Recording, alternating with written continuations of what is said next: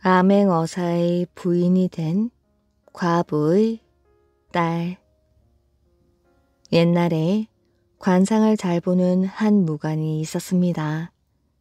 그가 새로 영흥부사로 부임하면서 거울에 자기 관상을 비추어 보았는데 부임한 곳에서 어사의 손에 죽을 운명이라 크게 걱정이 되었지요. 임금에게 하직하고 나와 다락원 객점에 이르러 점심을 먹고 있을 때 어떤 상복을 입은 사람이 객점 앞을 지나가고 있었습니다. 얼핏 그의 관상을 보니 오래지 않아 어사가 될 관상이었지요. 무관이 객점 주인에게 물어보았습니다. 아까 지나간 분은 어떤 양반이요? 뒷동네 의참이댁 자제입니다. 참이 어른이 돌아가시어 소상이 지났는데 그 댁이 워낙 가난하여 불쌍한 지경이지요. 무관은 이씨 집 속 사정을 객점 주인에게 캐문 뒤 아전을 보내 조문을 간다고 알려놓고는 영전에 엎드려 한바탕 슬피 통곡을 했습니다. 상주는 당연히 선친의 절친한 친구겠거니 생각하고 감동에 함께 슬피 울고 있었지요. 곡을 마치자 손님이 주인에게 말했습니다. 선친과 나와의 교분을 말하자면 슬픔이 오히려 미지나오. 내 여러 해 전부터 변방에 오래 체류하여 소식이 두절되었소만 사람의 일이 이렇게 될 줄 생각이나 하였겠소. 지금에야 문상을 하게 되었으니 너무도 부끄럽소. 말을 마치고는 오열하며 또 말했습니다.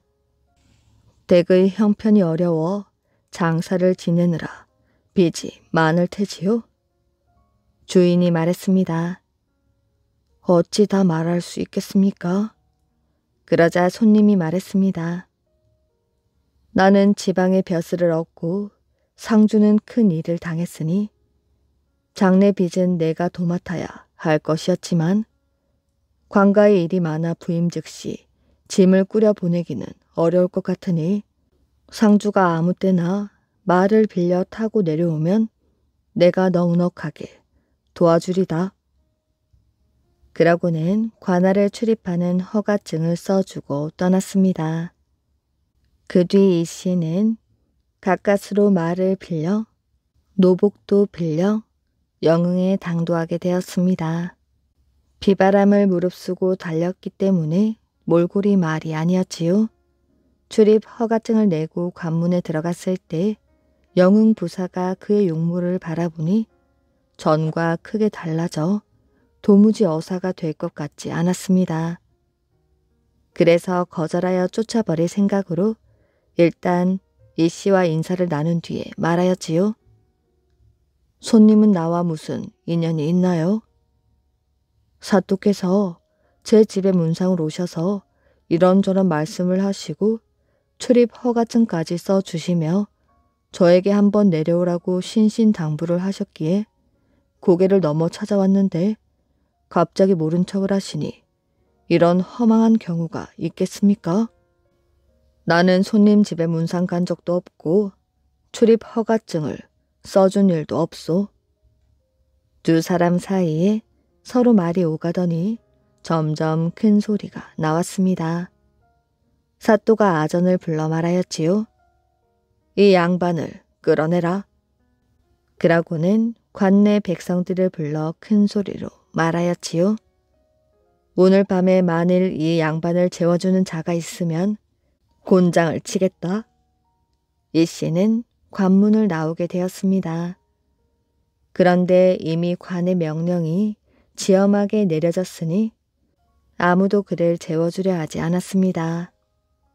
때는 살을 내는 듯한 한겨울이고 해는 또한 저물었는데 이 집 저 집 찾아가서 문을 두드렸으나 번번이 쫓겨나게 되었지요. 죽음을 기다릴 수밖에 없는 상황이었습니다. 마을 모퉁이에 빈 방앗간에 말을 세우고 상정과 하인이 함께 오들오들 떨고 있을 때였지요. 소복을 입은 시골 여인이 17살쯤 되는 딸과 10살쯤 되어 보이는 아들을 데리고 방앗간을 지나게 되었습니다. 이윽고 여자가 돌아와서 이 씨에게 물었지요. 어디서 오신 손님이신데 이런 공경을 당하셨습니까? 이 씨가 사정을 이야기하니 그 여인이 말하였습니다. 나으리 영락 없이 죽게 되었습니다. 저는 이 마을에 사는 과부입니다. 관의 명령을 어긴다 해도 나를 죽이지는 못할 것이니 내가 사람을 살려야겠습니다. 그 과부는 이 씨를 자기 집으로 데려가게 되었지요. 따뜻한 물 한 바가지를 떠와 이 씨의 얼굴을 물에 담그게 하자 이윽고 얼굴을 덮고 있던 얼음덩이가 물에 떨어지게 되었습니다. 곧바로 따뜻한 방에 앉히고 밥을 잘 차려 먹었습니다. 이 씨는 깊이 감사하고 그 집에서 이틀을 더 묵게 되었지요. 이틀 뒤 주인 여인이 이 씨에게 말했습니다. 나으리께서는 금방 되돌아가시기 어려운 처지입니다. 그런데 사람 마음이란 아무런 관계도 없는 남을 오래 모시다 보면 절로 싫어지기 마련이시오. 나으리께서도 여러 날 제 집에 머물러 계시면 자연 거북할 터이니 제 딸을 소실로 삼으시지요. 제 딸이 제법 곱습니다. 이 씨는 그 말을 기꺼이 따랐습니다. 이 씨는 어머니가 기다릴 것이 걱정되어 서울로 돌아가려 했지만 그들 모녀가 말리게 되었지요. 이 같은 엄동설안에 길이 막혀 있으니 길을 떠나시다간 결코 목숨을 보존하기 어렵습니다. 아무래도 내년 봄까지 기다리시는 것이 좋겠습니다. 이 씨는 할 수 없이 그 말을 따랐습니다. 그 집에 머물러 한 해 겨울을 보내는 동안에 영흥부사의 탐욕스럽고 무도한 폭정에 대해 귀가 닳도록 들을 수가 있었습니다. 날이 풀려 떠나게 되자 주인 여인은 말을 마련하고 600냥의 은자와 수십 필의 배를 실려 보냈습니다. 이 씨는 소실에게 후일을 약속하고 떠나게 되었습니다. 서울에 돌아와 장래 빚을 전부 갚았고 이로부터 운수가 트여 그해 과거 급제하게 되었습니다. 임금을 모시고 있을 때였습니다. 마침 조용한 시간이 되자 임금님이 말하였지요. 제 신들은 옛날 이야기나 하나씩 해보시오. 이 씨가 일어나 말했습니다. 신은 몸소 겪었던 일을 옛날 이야기를 대신하여 아뢰겠습니다. 그러고는 영흥에서 겪었던 일의 자초지종을 자세하게 이야기했습니다. 이를 듣고 임금은 곧 침전에 들어갔다 나온 뒤 봉함된 종이 봉투 셋을 손수 이 씨에게 내주며 말하였지요. 이 봉투 위에 1, 2, 3으로 차례를 매겨 놓았다. 첫 번째 봉투는 대궐문 밖에서 뜯어보고 두 번째 봉투는 당도한 곳에서 뜯어보고 세 번째 봉투는 다시 그 뒤에 뜯어보도록 하라. 이 씨가 골문 밖에 나와 첫 번째 봉투를 뜯어보았더니 영흥에 가서 탐관을 잡으라는 암행어사 임명장이었습니다. 즉시 출발하여 영흥에 도착해서는 낡은 의관으로 바꾸어 입고 소실의 집에 들렀지만 소실의 어머니는 그의 모습이 남루한 것을 보고는 반기는 기색이 아니었습니다. 무엇하러 이 먼 곳까지 왔습니까? 따님이 보고 싶어 왔습니다. 그리고 곧 소실의 방으로 들어가니 서로 반기며 얼싸안고 좋아하였지요. 같이 잠을 자다 밤이 깊자 이 씨는 소실이 잠든 틈을 타서 가만히 빠져나와 방 뒤에 숨어 몰래 엿보며 소실의 마음을 확인하려 하였지요. 그 소실은 잠에서 깨어나 팔을 뻗어 낭군을 껴안으려다가 낭군이 없는 것을 알았습니다. 그러자 벌떡 일어나 어미를 불러 울며 불며 말하였지요. 낮에 어머니가 반기지 않는 기색을 보여 나으리가 화가 나서 가버렸어요. 내 어찌했기에 화를 낸단 말이냐? 천리 객지에서 저를 보러 오셨는데 어머니가 반갑게 맞이하지 않았으니 어찌 화가 나지 않을 수 있겠습니까? 어디를 가도 의탁할 사람이 없는데 춥고 굶주려 죽을지도 모릅니다. 제 마음이 어떤지나 아셔요?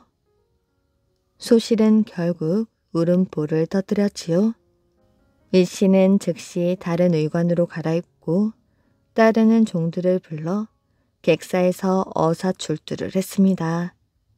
부사를 잡아들여 형틀 위에 올려놓으니 온 마을이 두려워 벌벌 떨게 되었습니다. 그때 소실의 어미가 딸을 데리고 어사 구경을 하러 가서 객사의 담에 기대어 불빛 아래 있는 어사를 바라보았지요. 그러다 한참 후에 그 어미가 그만 가자고 재촉하였으나 딸이 말하였습니다. 어머니, 저는 더 구경하다 갈게요.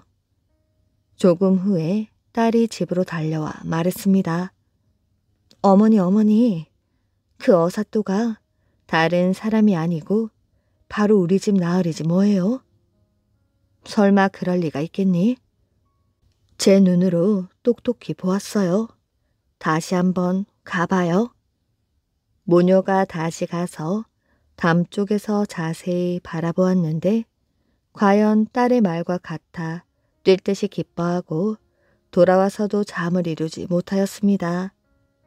어사는 즉시 영흥부사가 공금을 훔친 일, 백성의 재물을 약탈한 일 등 수십 조목을 장계에 적어서 급히 보고하게 되었습니다.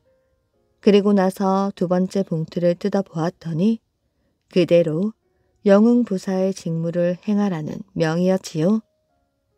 며칠 뒤 의군부 도사가 달려와 이전 영흥부사를 잡아가게 되었습니다. 다시 세 번째 봉투를 뜯어보았더니 그것은 소실을 둘째 부인으로 삼으라는 분부였지요. 즉시 채색 가마로 그 소실을 맞이하였습니다. 관청 사람들이 앞뒤에 둘러싸 큰 방으로 모시었지요. 마을에는 미천한 여인이 갑자기 관부의 내실 마님이 되니 영광스러운 소문이 사방에 자자하였다고 합니다. 그리고 전 영웅부사였던 무가는 참으로 관상을 잘 보았던 것이었지요. 사신, 살인, 사건. 옛날 고려에 몽고에 사신 저 고여와 그 일행들이 오게 되었습니다. 저 고여는 몽고 황제의 국서를 그리고 그 일행들은 웬 보따리를 들고 있었습니다. 저 고려의 일행 중 하나가 들고 있던 보따리를 고려의 고종 임금 앞으로 휙 하고 내던졌지요. 아니 저런. 고려의 대신들은 몽고 사신의 무례한 행동에 얼굴을 붉혔습니다. 대체 이것이 무엇이요? 이건 지난번에 고려에서 우리에게 보낸 선물이요. 그런데 워낙 쓸모가 없는 것이어서 돌려주려고 가지고 왔소이다. 고려 신하의 물음에 저고여는 기다렸다는 듯이 쏘아붙였습니다. 그런데 이게 무슨 짓이요? 아무리 쓸모없는 물건이라 하더라도 어찌 함부로 상감 앞에서 집어던지는 게요? 저고여는 화가 나 있었습니다. 일전에도 고려가 공무를 보낸 적이 있었는데 최충원 등 무신들이 대충 공무를 챙기는 바람에 불량품이 아주 많았던 것이었습니다. 고려에도 얼마만큼의 잘못은 있었던 셈이었지요. 최충원을 비롯한 그의 아들들은 권력을 잡는 데만 혈안이 되어 있었지 사신을 접대하거나 외국의 정세에는 전혀 관심이 없었던 것이었습니다. 저고여의 건방진 행동은 거기서 그치지 않았습니다. 오늘 내가 우리 황제 폐하의 새로운 국서를 가지고 왔소. 이것을 전달하러 대전 위로 올라야겠소. 무엇이? 고려의 신하들은 다시 한번 놀랐습니다. 대전은 임금만 거처할 수 있는 궁궐 아니었습니다. 아무도 그 위로 올라갈 수 없었지요. 고려의 신하들도 특별한 경우를 제외하고는 함부로 대전에 오르지 못했습니다. 외국의 사신들이 대전 위로 오르겠다는 것은 말도 되지 않는 일이었습니다. 그건 절대 안 돼요. 지금까지 그런 일은 없었소. 저고연은 막무가내였습니다. 나는 올라가야겠소. 우리 황제의 국서를 아무 곳에나 읽을 수는 없소이다. 저런 무례한 일이 있나? 그렇다면 그대가 혼자 대전으로 올라와 임금께 아뢰시오. 아니요. 우리 사신들 모두가 대전으로 오르겠소. 뭐라? 절대 안 돼요. 한 사람 이외에는 허용하지 않겠소. 저고여의 엉뚱한 고집에 고려의 신하들은 기가 막혀 말이 나오지 않았습니다. 하지만 저고여는 끝까지 버티고 있었지요. 저고여는 대전 앞에 머무르며 꼼짝도 하지 않았습니다.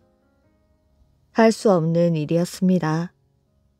그렇다면 8명까지만 허용할 것이오. 그렇게 합의한 뒤 저고여는 나머지 7명의 사신들과 함께 대전으로 올랐습니다. 그리고는 국서를 읽기 시작하였지요.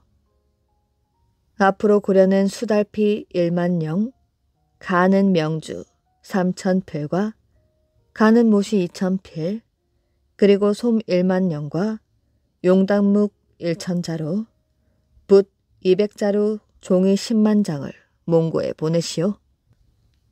알겠소. 서둘러 준비할 것이니 사신들은 고려에서 마련한 잔치를 즐기고 가시오. 고종은 몽고의 힘을 알고 있었기에 사신을 대접해 보내려던 것이었습니다. 그러나 저고여는 뒤도 돌아보지 않고 서둘러 제 나라로 돌아가 버렸지요. 이런 행동은 그 뒤로도 반복되었습니다.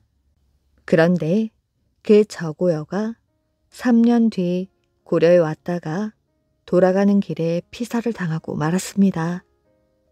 대체 누가 저지른 일인지 알 수가 없었지요. 몽고에서는 고려 쪽에서 죽였다고 생각하였지요. 그러나 그것은 몽고의 오해였습니다. 절대 그럴 리가 없소. 우리가 그 사건에 대해 조사한 바에 의하면 아마도 거란인들이 고려 군사의 옷을 입고 저지른 일인 듯하오. 거란의 짓이 분명했습니다. 왜냐하면 거란은 그동안 몽고에 짓밟히고 쫓겨다니다가 고려에 귀순하려 했지만 받아주지 않았던 것이었습니다. 오히려 고려는 몽고와 힘을 합해 거란을 섬멸하고 말았지요. 거란은 이런 고려의 행동에 반감을 가지고 있었던 것이었습니다. 그러나 몽고는 믿지 않았습니다. 오히려 고려를 침략할 수 있는 구실이 생겼기에 잘된 일이라고 생각하고 있었습니다. 이내 몽고는 고려와의 국교를 끊어버리고 말았지요. 그리고 얼마 뒤 칭기즈칸이 유럽을 정벌하다 숨을 거두었고 그의 셋째 아들 오고타이가 새로운 황제로 등극하게 되었습니다. 오고타이는 장수 살리타에게 명령을 내렸지요. 살리타는 즉시 고려를 정벌하라. 저고요가 피살된 지 5년 만에 몽고의 장수 살리타는 대군을 이끌고 압록강을 넘었습니다. 그들은 압록 강변의 마을을 쑥대밭으로 만들고 의주를 포위하여 조숙창과 김한의 항복을 받아내게 되었습니다. 몽골군의 군사들은 고려 땅을 철저하게 짓밟았지요. 닥치는 대로 사람들을 죽였고 식량 한 톨도 남김없이 약탈해 갔습니다. 몽고군은 조숙창을 앞잡이로 내세워 곧바로 철주성으로 향하였지요. 그리고 이내 또 한 사람의 고려 장수 문대를 붙잡았습니다. 고려 장수 문대는 듣거라. 철주성의 성주를 향하여 몽고군이 왔으니 항복하라. 전해라. 살리타가 문대에게 말하였지요. 첫 싸움에서 조숙창이 쉽게 항복해오자 고려 병사들을 만만하게 보았던 것이었습니다. 그러나 문대는 살리타를 비웃으며 말하였지요. 철주성 성주는 들으시오. 가짜 몽고군이 왔으니 절대 항복하지 마시오. 그 말을 듣고 살리타는 깜짝 놀랐습니다. 이놈이 내 말을 거꾸로 따라하네. 한 번만 용서해 주겠다. 다시 한번 말하거라. 진짜 몽고군이 왔으니 항복하라고 말이다. 그러나 문대는 방금 전과 똑같이 말했습니다. 살리타는 화를 내며 칼을 빼 문대의 목을 베었습니다. 그리고 철주성을 향해 맹렬한 공격을 퍼부었지요. 철주성을 지키던 판관 이희적은 있는 힘을 다해 성을 지켰습니다. 죽기를 각오하고 몽고군과 맞섰지요. 그러나 몽고의 대군은 아무리 넘어뜨려도 또다시 성벽을 기어 올라오게 되었습니다. 성이 흔들리기 시작하였지요. 낌새가 보이자 몽고군은 성벽을 향해 몰려들었습니다. 성문이 부서지고 몽고군은 떼를 지어 성 안으로 들이닥쳤습니다.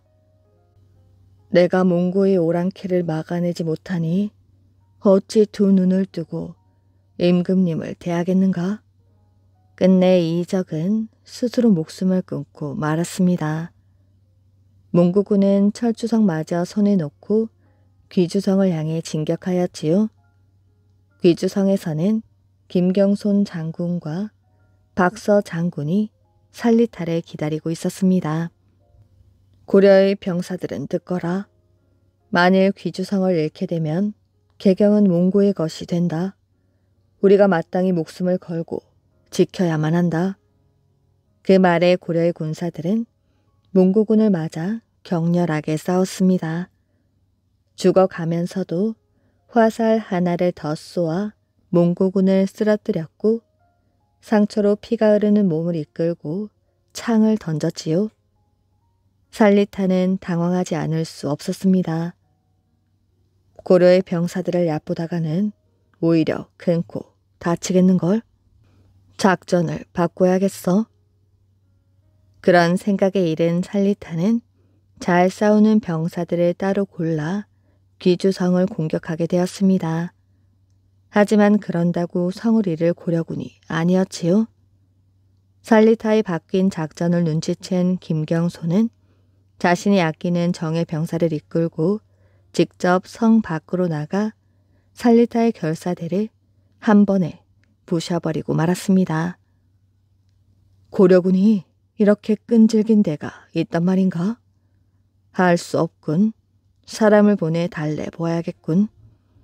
살리타는 고려군의 속을 떠보기 위하여 자신이 사로잡은 고려의 장군 박문창을 내세웠습니다. 김경손 장군, 몽고군은 그대가 항복만 한다면 목숨만은 살려준다고 하였소. 벼슬까지 내리겠다고 하니 어서 성문을 열고 무릎을 꿇으시오. 박문창은 귀주성을 찾아가 김경손에게 말했습니다. 그러나 김경손은 칼을 높이 쳐들고 박문창을 향해 쏘아붙였습니다. 이놈, 목숨을 부지하고자 나라를 버리다니. 그러고도 네가 장수란 말인가? 하늘에 부끄러운 줄 알겠거든 내 칼을 바꿔라. 그리고 김경손은 즉시 박문창의 목을 베어 잘린 머리를 몽고 군사들에게 되돌려 보냈습니다. 박문창의 잘린 머리를 본 살리타는 화를 내며 군사들을 향해 공격 명령을 내렸지요. 또다시 몽고군의 거친 공격이 시작되었습니다. 몽고군은 사다리를 성벽에 걸쳐놓고 기어오르기 시작하였지요. 몇몇은 횃불을 성 안으로 던졌습니다. 그러나 고려군의 방어도 만만치 않았습니다. 몽고군이 오르자 뜨거운 쇳물을 내리부어 몽고군을 쫓아버렸고 돌을 던지기도 했습니다. 마음이 급해진 살리타는 공격하라고만 외치며 수많은 몽고군을 귀주성을 향해 돌진시키고 있었지요. 하지만 귀주성은 끄떡도 하지 않았습니다. 고려군은 몽고군이 불로 공격하면 물로 막았고 포차를 쏘고 달려들면 같이 포차를 쏘아 몽고군의 공격을 막아냈습니다. 이내 살리타는 지치고 말았지요. 몽고의 군사들은 듣거라. 귀주성 공격을 포기하고 개경으로 진격하라. 그리고 살리타는 말머리를 돌려 개경으로 향하였습니다. 살리타는 부서지지 않는 귀주성을 바라보며 혼자 중얼거렸지요. 필시 이 귀주성을 막아낸 장수들은 큰 벼슬을 하게 될 것이다. 과연 살리타의 말대로 김경송과 박선은 먼 훗날 고려 조정의 최고 벼슬 자리에 올랐습니다. 하지만 개경까지 도달한 몽고 군대를 보고 고려의 임금은 싸우기를 포기하고 말았습니다. 고종은 몽고 군대에 화친을 청하고 큰 선물을 주어 몽고군을 돌려보내게 되었지요. 연못에서 나온 아기. 오랜 옛날 어느 마을에 할머니 한 분이 살고 있었습니다. 할머니는 홀로 외롭게 살고 있었지요. 어느 따뜻한 봄날이었습니다. 할머니가 연못가에 나가 빨래를 하고 있는데 갑자기 연못 한가운데에서 오색 찬란한 무지개가 비치더니 옥으로 된 상자 하나가 떠오르게 되었지요. 아니 저게 무엇이? 할머니가 놀라 보고 있는데 상자가 연못가로 서서히 밀려왔습니다. 할머니가 얼른 그 옥함을 건져 열어보았더니 그 속에 아기가 들어있는 게 아니겠어요? 비단옷에 쌓인 아기는 할머니를 보자 방긋방긋 웃었습니다. 할머니는 빨래도 던져준 채 아기를 안고 집으로 돌아오게 되었지요. 세상에 귀엽기도 해라. 할머니는 아기를 보며 귀여워 어쩔 줄을 몰랐습니다. 할머니는 아기를 키우고 싶었지요. 그러나 예사 아이가 아닌 것 같아 대궐로 안고 가게 되었지요. 할머니는 사연을 이야기하고 아기를 임금님께 바쳤습니다. 그때부터 아기는 대궐에서 자라게 되었지요. 임금님은 아이의 이름을 우라고 지어주었습니다.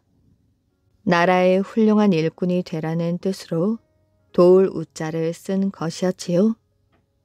우는 어찌나 똑똑한지 3살 때 천자문을 줄줄 외더니 10살이 되어서는 과거를 보아 장원급제까지 했습니다. 우는 벼슬 자리로 나아가 고려시대 들어서는 정승에 올라 백성들을 잘 다스리게 되었지요. 누구보다 우정승을 아끼던 임금님은 어느 날 우에게 성이 없음을 안타까워하며 하늘을 높이 받들라는 뜻으로 받들 봉자를 써서 봉치라는 성을 내려주었습니다. 봉우 정승은 나라 살림을 잘 다스리고 백성을 사랑하고 존경을 받았습니다. 그 뒤에 봉우 정승의 후손 중에 봉천우라는 사람이 있었는데 그도 봉우처럼 높은 벼슬에 오르게 되었지요. 봉우의 5대 손인 봉천우가 하루는 이런 생각을 하게 되었습니다. 오늘날 우리가 있게 된 것은 다 그 할머니의 은혜 때문이지. 그분의 은혜에 보답하는 일을 해야겠다. 이렇게 하여 봉천우는 봉은사라는 절을 짓고 할머니의 갸륵한 뜻을 받들기 위하여 수십 년간 공을 들여 5층 석탑을 쌓게 되었습니다. 이것이 바로 강화도 하전면에 있는 5층 석탑이라고 합니다. 이 고을의 이름은 원래 강음현이었으나 봉씨의 시조인 봉우정승의 연못에서 나왔다고 하여 하음면이 되었다가 하전면으로 바뀌게 되었다고 합니다. 도깨비가 변한 돌. 전라도 곡성 땅에는 섬진강 물줄기인 순자강이 흐릅니다. 이 순자강 근처에 있는 마을에 마천목이라는 소년이 살고 있었습니다. 마천목은 부모님을 극진히 모시는 효자였지요. 그는 날마다 강가로 나가 물고기를 잡았습니다. 아버지가 물고기 요리를 좋아하기 때문이었지요. 그물을 던져 물고기를 한꺼번에 잡고 싶어. 하지만 강물이 깊고 물살이 세서 물에 들어가면 위험할 거야. 어느 날 마천목은 한나절을 앉아 낚시질을 했지만 겨우 붕어 몇 마리를 낚았을 뿐이었습니다. 큰 잉어를 잡고 싶은데 아무리 기다려도 안 걸리네. 이제 집으로 돌아가야겠다. 마천목은 낚싯대를 챙겨 들고 강가를 떠났습니다. 집에 가려면 고개를 넘어가야 하였지요. 마천목은 고개를 넘다가 길에서 이상한 돌을 주웠습니다. 어른 주먹만한데 파란 빛이 나는 돌이었지요. 이상한 돌이네. 집에 가져가야지. 마천목은 돌을 주머니에 넣고 집으로 돌아왔습니다. 저녁을 먹고 밤이 되었지요. 마천목은 이불을 덮고 누워 잠이 들었습니다. 얼마나 잤을까요? 마천목은 와글와글 떠드는 소리에 잠이 깼습니다. 마천목은 방 문을 열고 밖을 내다보았지요. 그랬더니 마당에서 많은 사람들이 모여 왁자지껄 떠들고 있는 게 아니겠어요? 우리 동네 사람들은 아니고 모두 처음 보는 사람들이네. 그런데 왜 우리 집에 찾아와서 소란을 피우는 것이지? 마천목은 궁금한 점이 한 가지 더 있었습니다. 바깥이 이처럼 시끌벅적한데 집안 사람들 가운데 내다보는 사람이 아무도 없다는 사실이었지요. 집안 사람들에게는 이 시끄러운 소리가 들리지 않나 보지? 마천목은 궁금함을 참다 못해 밖으로 나가보았습니다. 그러고는 마당에 모여있는 사람들에게 물었지요. 여러분, 어디 사는 누구십니까? 무슨 일로 저희 집을 찾아오셨는지요? 소란을 피워 죄송합니다. 저희는 깊은 산에 사는 도깨비입니다. 예? 도깨비들이라고요? 아, 그래서 시끄러운 소리가 집안 식구들에게는 들리지 않는군요. 그렇습니다. 저희는 마천목 대장군님께 볼 일이 있어 찾아왔습니다. 마천목 대장군? 나는 아직 과거 시험도 보지 않은 어린아이입니다. 저희 도깨비들은 앞날을 내다볼 줄 압니다. 어르신께서는 앞으로 대장군이 되어 이 나라의 큰 기둥이 될 분이십니다. 저희가 대장군님을 찾아온 것은 부탁드릴 일이 있어서입니다. 오는 길에서 주운 파란 돌을 돌려주십시오. 그럼 대장군님의 소원을 한 가지 들어드리겠습니다. 파란 돌을 왜 돌려달라는 것이죠? 파란 돌은 우리 대장입니다. 어쩌다 돌로 변해버렸는데 우리가 가져가 신통력을 부려 도깨비로 돌아오게 해야 합니다. 그러니 저희 부탁을 꼭 좀 들어주십시오.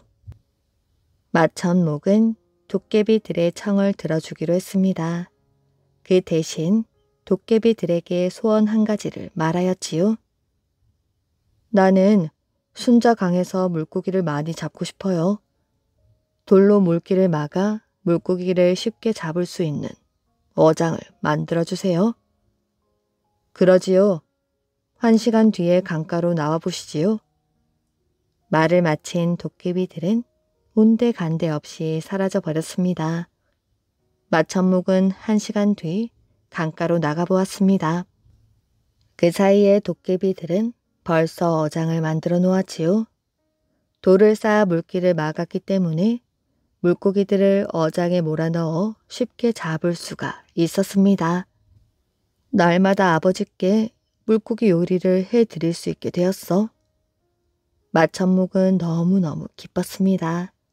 그리고 도깨비들이 고마웠지요. 마천목은 도깨비들에게 파란 돌을 돌려주며 말했습니다. 어장을 만드느라 수고 많았습니다.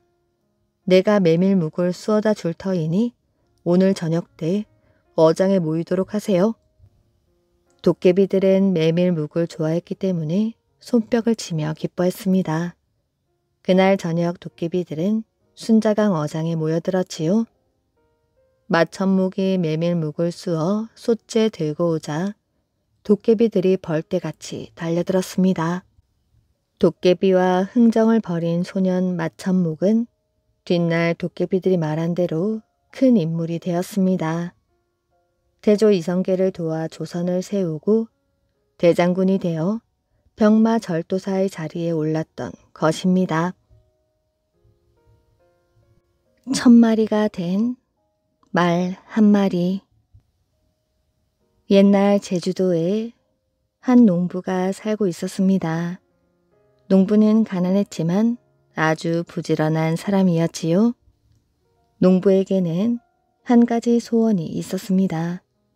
장가를 들어 아내를 얻는 것이었습니다. 하지만 가난한 농부에게 시집 오겠다는 여자가 없었지요. 그러던 어느 날 한 처녀가 농부의 집을 찾아와 이렇게 말했습니다. 죄송합니다. 하룻밤만 쉬어가게 해주십시오. 농부는 처녀를 훑어보았지요. 차림새는 초라하였지만 눈이 번쩍 뜨일 만큼 아름다운 여인이었습니다. 그런데 농부는 남자 혼자 사는 집에 낯선 여자를 재우기가 꺼림직하였지요. 그래서 농부는 거절의 뜻을 밝혔습니다. 보시다시피 집이 누추해서 그만. 그리고 저 혼자 사는 집이어서 손님을 드리기엔 좀... 아닙니다. 마구간이라도 좋으니 잠시 눈만 붙이고 가게 해 주십시오. 제발 부탁드립니다. 처녀는 농부에게 간절히 청했습니다. 농부는 그 청을 끝까지 거절하기가 미안해 결국 승낙하고 말았지요. 처녀는 농부의 집에서 그날 밤을 묵었습니다. 그런데 잠시 눈만 붙이고 가겠다던 처녀가 다음 날이 되어도 떠나지를 않았습니다. 며칠이 지나도 그냥 농부의 집에 눌러 앉아 있는 것이었지요. 처녀는 농부를 위해 밥을 짓고 반찬도 만들고 빨래도 해주었습니다. 뿐만 아니라 농사일도 거들었지요. 농부는 그런 처녀가 마음에 들었습니다. 그래서 어느 날 용기를 내어 처녀에게 말하였지요. 제 아내가 되어주지 않겠습니까? 처녀는 대답 대신 고개를 끄덕끄덕했습니다. 그리하여 두 사람은 부부가 되었지요. 아내에게는 친정이 있었습니다. 농부의 집에서 아주 멀리 떨어져 있는 곳이었습니다. 하루는 아내가 농부에게 말하였지요. 친정에 좀 다녀올게요. 부모님을 뵌 지 오래되어서요. 농부가 승낙하여 아내는 다음날 친정으로 떠났습니다. 친정에서는 말을 많이 길렀지요. 좋은 말들이 적지 않았습니다. 그런데 농부의 아내가 친정에 온 날 말 한 마리가 사라졌습니다. 그 집에서 가장 좋은 말이었지요. 놀란 장인은 그 근처를 샅샅이 뒤져보았습니다. 그런데 말은 끝내 찾을 수가 없었지요. 며칠 만에 집으로 돌아온 아내는 마구간에 있는 말을 보고 깜짝 놀랐습니다. 친정에서 사라졌던 그 말이었기 때문이었지요. 세상에, 이 말이 어째 우리 집에 와 있지? 농부가 말했습니다. 아는 말이요? 그저께 이 말이 우리 집에 나타났다오. 갈 생각을 하지 않아 마구간에 묶어두었지. 정말이에요? 우리 친정에 있던 말인데 어떻게 우리 집을 알고 찾아왔지? 장인 어른이 기르시던 말이라면 얼른 돌려드려야지. 농부는 아내를 따라 처갓집에 가서 말을 돌려주었습니다. 그런데 집으로 돌아오자 이상한 일이 벌어졌지요. 매일 한 마리씩 말이 농부의 집을 찾아오는 것이었습니다. 그리고 이해할 수 없는 것은 그 말들이 모두 장인이 기르는 말이라는 것이었지요. 장인이 이 사실을 알고는 사위에게 말했습니다. 지금까지 모두 30마리의 말이 자네 집을 찾아왔다지. 이 말들은 나에게 돌려줄 필요가 없네. 돌려줘봤자 또 자네 집을 찾아갈 테니까. 이리하여 농부는 생각지 않게 30마리의 말을 얻게 되었습니다. 그런데 장인이 농부에게 30마리를 주자 더 이상 찾아오는 말이 없다는 것이었습니다. 농부는 말들을 정성스레 길렀지요. 마치 자식을 돌보듯 수고를 아끼지 않았습니다. 그러자 말들은 무럭무럭 자라 새끼를 계속 낳더니 어느새 1000마리에 이르렀지요. 농부는 말들을 나라에 바쳤습니다. 임금은 농부가 말을 잘 기른다는 것을 알고 그를 감목관으로 임명했습니다. 감목관이란 나라의 목장을 감독하는 벼슬이었지요. 농부가 감목관이 되면서 제주도에는 말이 엄청나게 늘었습니다. 그리하여 제주도는 말은 제주도로 보내고 사람은 서울로 보내라는 말이 생길 만큼 말로 유명한 곳이 되었다고 합니다. 사람을 잡아먹는 마을. 아주 오랜 옛날 사람이 사람을 잡아먹는 나라가 있었습니다.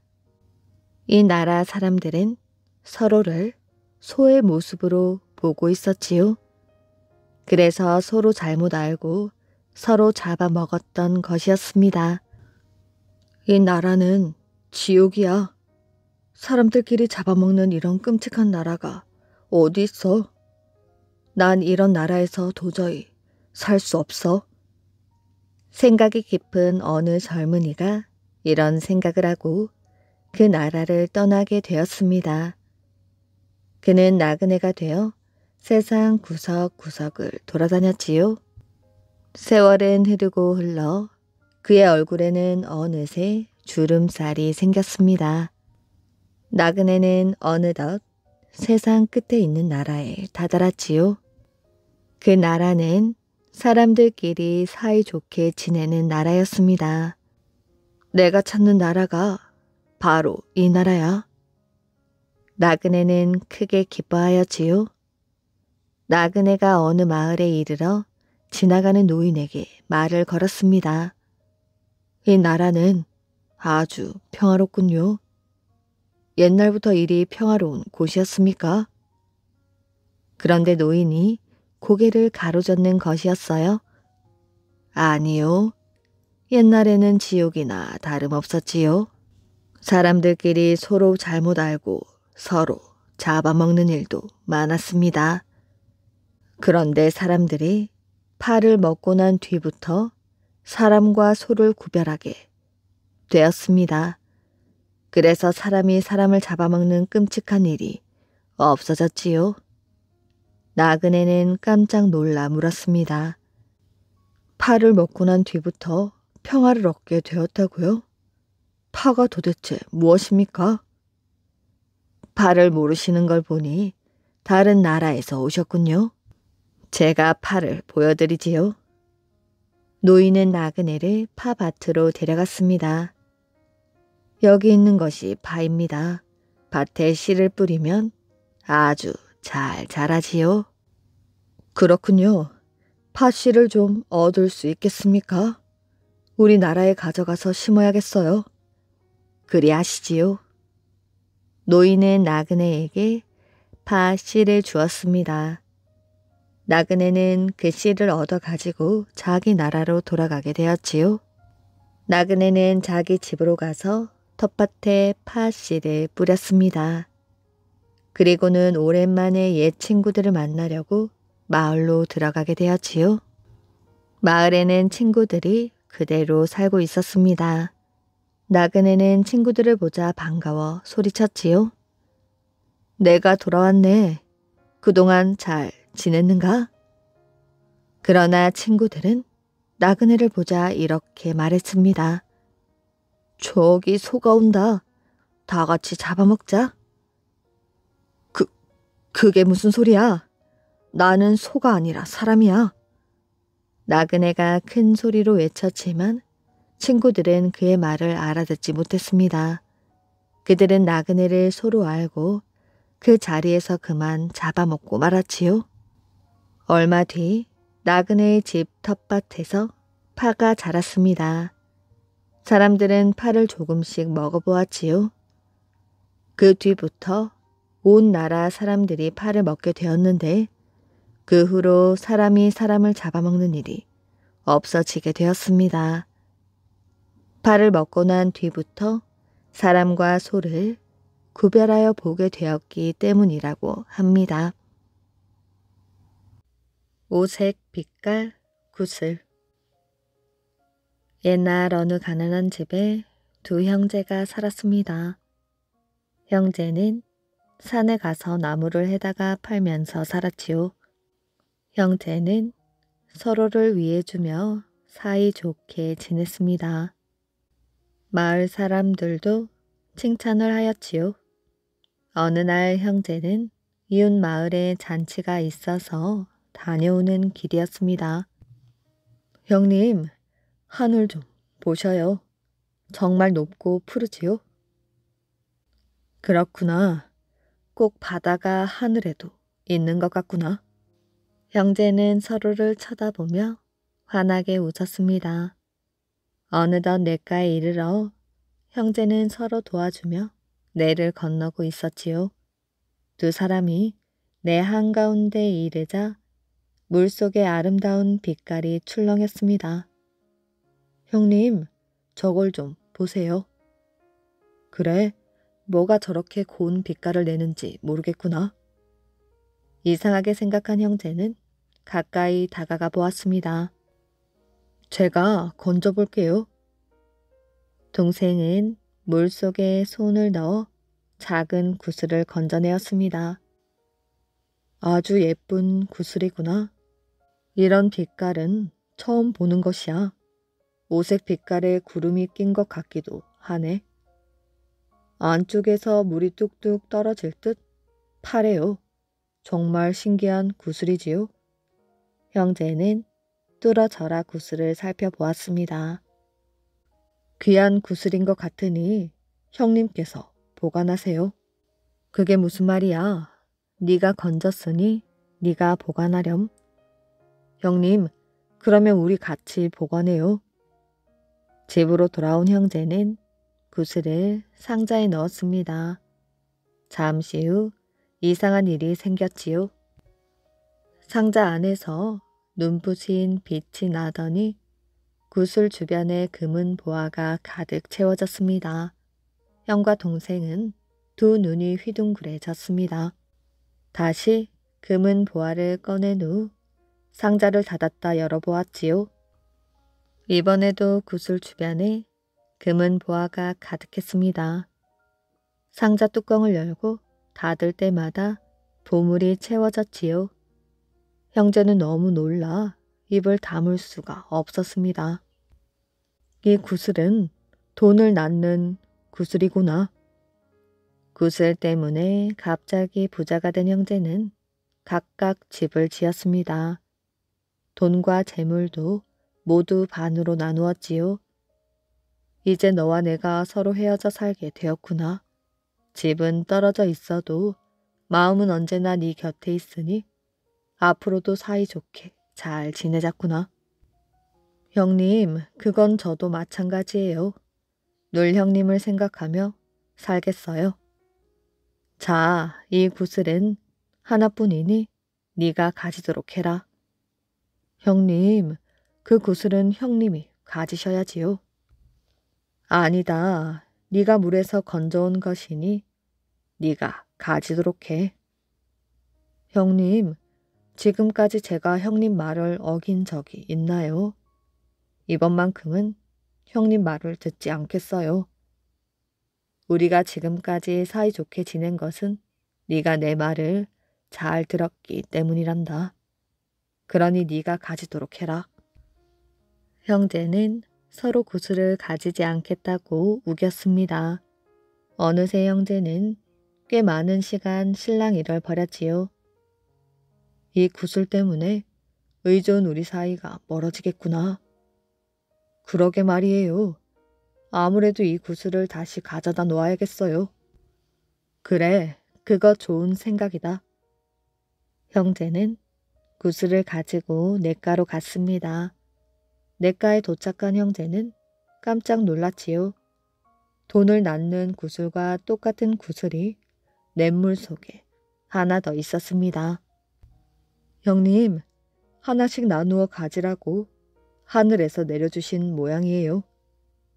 형제는 냇물 속에 있는 구슬을 꺼내어 하나씩 나누어 가졌습니다. 욕심을 부리지 않고 의좋게 지낸 형제는 더욱 큰 부자가 되었지요. 훈장님의 꾀.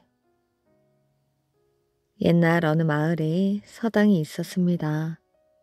훈장님을 따라 책을 읽던 아이들은 항상 꾸벅꾸벅 졸았지요.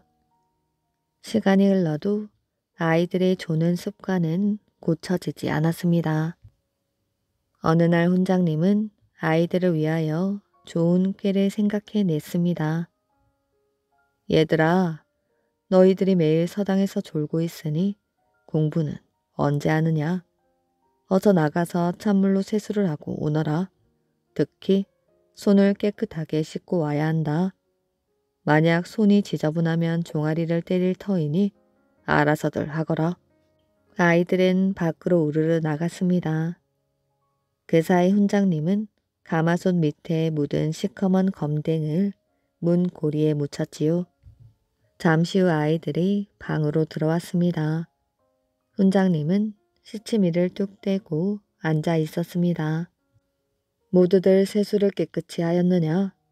어디 누가 제일 깨끗하게 씻었나 볼까? 모두들 손바닥을 펴보거라. 순간 아이들의 눈이 동그래졌습니다. 분명히 깨끗이 씻었는데. 여기저기에서 웅성거리는 소리가 들렸지요. 아이들 손바닥에는 저마다 시꺼먼 검댕이 묻어 있었습니다. 이런 고얀 것들 같으니라고. 손바닥이 온통 검은 먹칠이니 무슨 공부를 하겠느냐. 훈장님, 저희들은 틀림없이 세수를 하고 손을 씻었습니다. 아이들은 억울하다는 표정을 지었습니다. 이제는 거짓말까지 하는구나. 약속대로 바지를 걷고 돌아서거라. 훈장님은 회초리로 아이들의 종아리를 때렸습니다. 아이들은 차례대로 종아리를 맞았지요. 종아리를 맞은 아이들의 얼굴이 일그러졌습니다. 훈장님의 마음도 아팠지요. 어서 다시 손을 씻고 오너라. 만약 이번에도 손이 더러우면 더 크게 혼이 날 줄 알아? 아이들은 다시 밖으로 나갔습니다. 이번에도 훈장님은 손 밑의 검댕을 묻혀다 문 고리에 발랐지요. 잠시 후 아이들이 방에 들어왔습니다. 훈장님, 이번엔 정말 깨끗이 닦았습니다.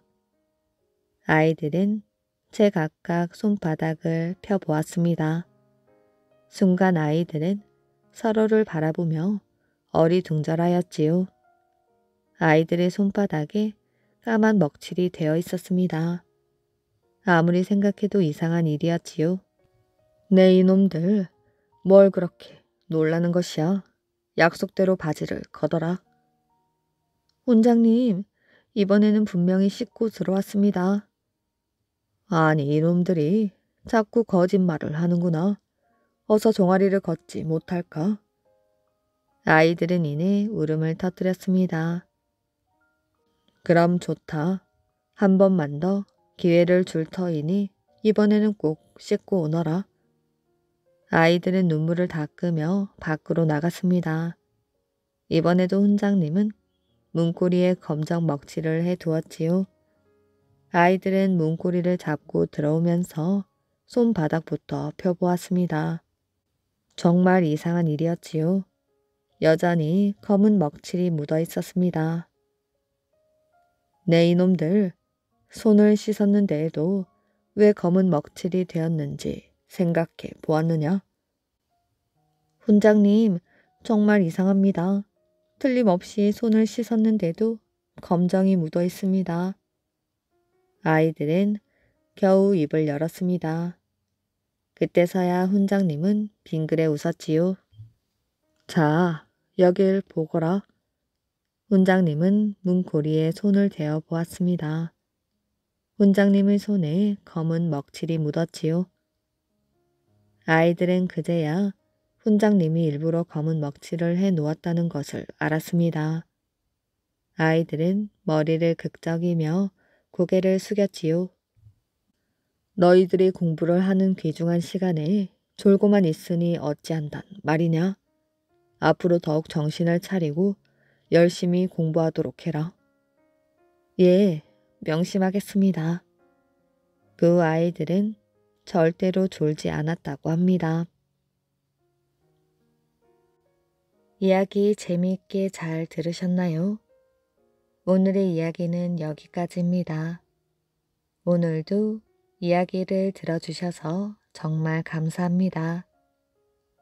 오늘도 편안한 밤 되시길 바랍니다.